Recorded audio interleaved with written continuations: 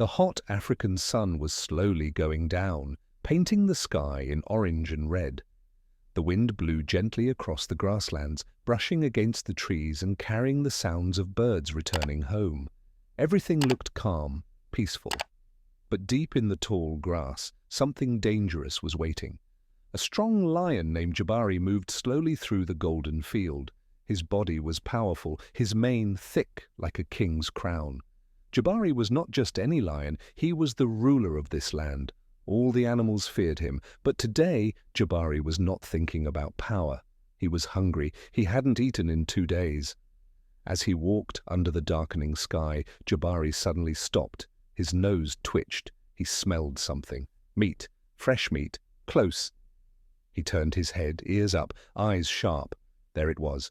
Just ahead, beneath a tall acacia tree, lay a large piece of raw meat. It looked untouched, clean, almost too perfect. Jabari took one step forward, then paused. Something felt strange. The meat was just lying there, alone, quiet, no sounds around it, not even flies. His eyes scanned the ground. The grass was flattened in some places. The branches of the acacia were twisted oddly, but his hunger pushed harder than his fear. He hadn't eaten in days. He needed this food. So Jabari moved closer. One more step, then another. He lowered his head, opened his jaws. Snap! A net shot up from the ground like a snake. It wrapped around him in an instant and pulled him into the air. Jabari let out a deep, angry roar as he struggled, his claws slashing the air, his body twisting wildly. But it was no use. He was trapped, caught high above the ground in a cruel net made of thick ropes and metal hooks. His golden eyes darted around, wild and confused. He didn't know what had happened. All he knew was pain. His legs were tied, his back hurt. The more he fought, the tighter the ropes pulled. He didn't know this was a poacher's trap, a trap made by humans to catch lions like him. As the sky turned darker and the stars began to appear, Jabari stopped struggling. He hung there, breathing hard, as the night slowly swallowed the savannah. But in the trees above him, someone had heard his roar, and they were watching. High in the branches of a nearby baobab tree, a pair of sharp eyes stared into the night. The boy's name was Kwame. He was only 17, but his heart was brave, and his eyes missed nothing. Kwame had been walking alone, searching for signs of danger in the land. His village had heard rumors. Poachers were back, setting traps for lions and elephants. These men did not care about life. They only cared about money.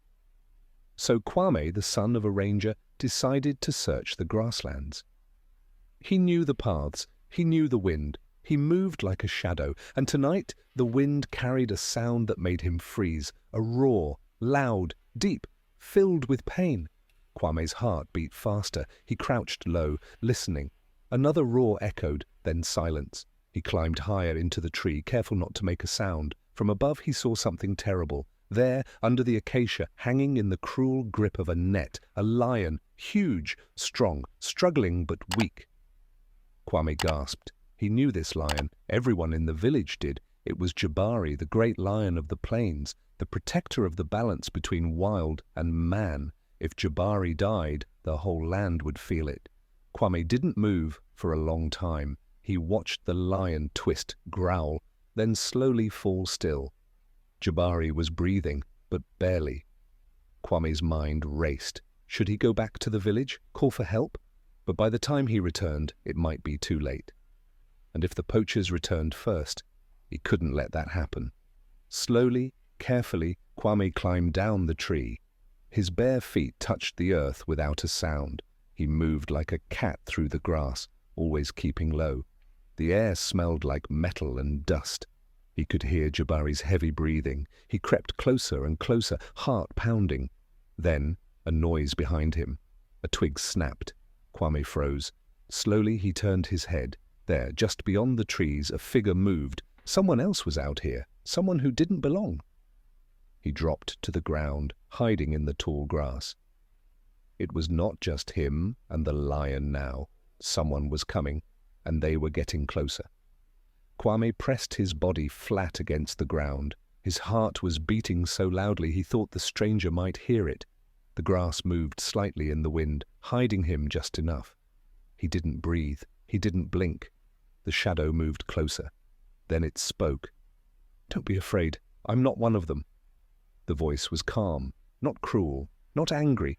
It sounded like someone trying not to scare an animal. Kwame lifted his head slowly. From the darkness stepped a man, young, with tired eyes, rough clothes, and dirt on his face. He raised his hands to show he had no weapons. "My name is Thabo," the man whispered. "I'm here to help the lion." Kwame didn't speak. He didn't trust easily, especially not now, but something in Thabo's voice felt true. "I've been tracking the poachers for days," Thabo continued. "I saw them set the trap. I followed them from the hills. I couldn't stop them in time." Kwame finally stood. "Why would you risk your life for a lion?" he asked. Thabo's eyes darkened. "Because once a lion saved mine." There was silence between them, just the sound of Jabari's labored breathing behind them. Then Kwame nodded. "We need to cut the net," he said. "But carefully. If he wakes up, he might attack." Thabo looked at Jabari. "He's bleeding. His side is torn. If we wait too long, he won't make it." Kwame pulled a small knife from his belt. It was his father's, a ranger's blade, passed down for protection. He handed it to Thabo. Together they moved toward Jabari. The lion was still, but his chest rose and fell slowly. Blood soaked the earth around him. The net had dug deep into his flesh. Thabo began cutting the ropes one by one. Kwame held the loose pieces, keeping them away from the lion's legs. The work was slow, careful, silent. Then Jabari let out a low growl. Both boys froze. "Don't move," Thabo whispered. Jabari opened one eye. His breathing sped up. He was waking, and he was in pain. Kwame reached into his bag and pulled out a small bottle. "Sleeping powder," he whispered. "My grandmother makes it, mixes roots and leaves." He poured it gently near Jabari's nose. The lion sniffed, then slowly relaxed again. Thabo let out a shaky breath. That was close. Kwame nodded. Too close. But even as they worked, Thabo looked toward the dark trees. "We're not safe yet," he said. "Why?" Kwame asked. Thabo's voice dropped to a whisper. "Because I think they're coming back." Kwame and Thabo froze. For a few seconds, all they could hear was the sound of the wind and Jabari's slow, steady breathing. But then, just as Thabo had feared, a new sound reached their ears. Footsteps. Not one, not two, many, crunching leaves, breaking twigs, getting closer. "They're coming," Thabo whispered. "The poachers." Kwame's stomach twisted. His eyes darted around the trees. "How many?" "I don't know. More than us," Thabo said. They had no time. Jabari was still weak. He couldn't run, and they couldn't fight.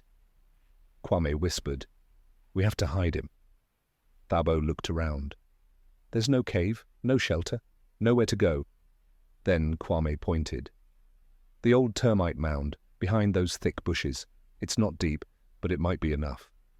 Together they grabbed the torn net and tied it into a rough sling.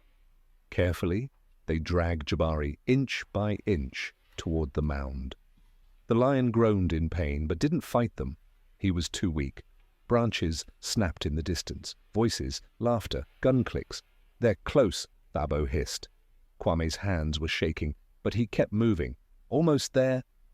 They slid Jabari into the hollow beside the mound, covering him with grass and leaves. The lion's golden fur blended into the dry brush, almost invisible now. "Now us," Thabo said. "We need to split up."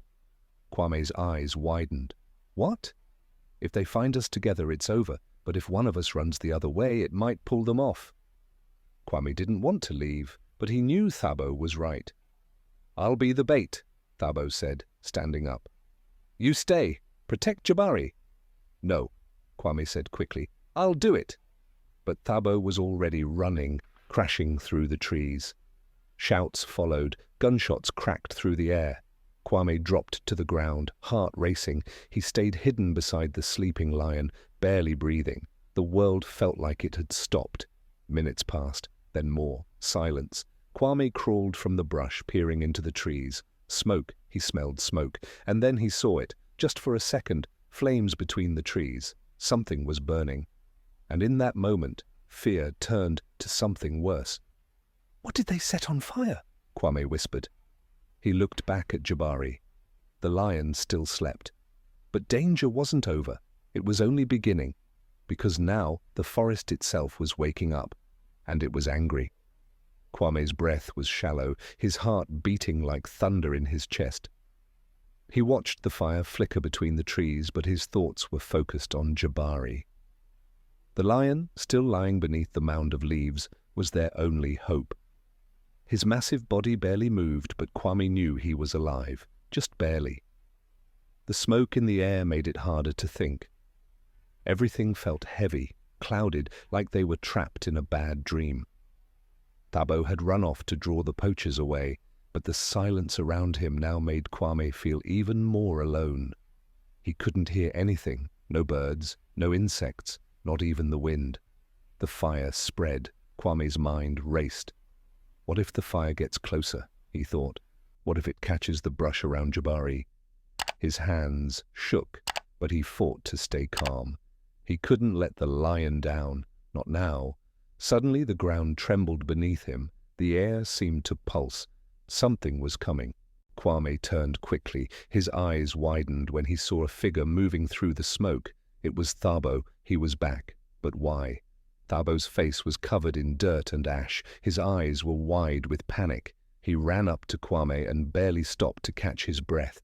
"We don't have much time. They're coming. The poachers. They've already seen the fire." Kwame's heart skipped a beat. "How many?" "Too many," Thabo answered, his voice low. "And they're getting closer."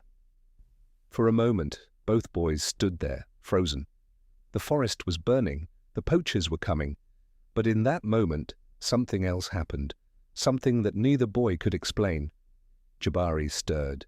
The lion's great head slowly lifted. His eyes flickered open. He looked at Kwame, and for a moment there was a silent connection between them. A moment of understanding. The lion was alive, and he was ready. "We need to move him," Thabo whispered urgently. Kwame nodded, but fear gripped him. "But the fire—" "We don't have a choice," Thabo said, his voice sharp. "We have to get him out of here." With hands trembling, they pulled the lion from his hiding spot, careful not to hurt him. The fire was getting closer. They had to act fast.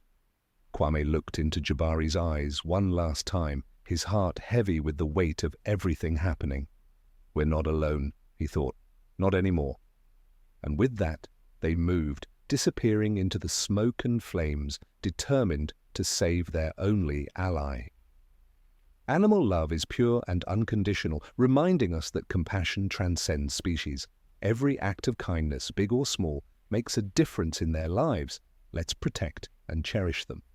If you enjoyed this story, don't forget to like, subscribe, and share with others who care about the wild. Let's spread the love for animals together.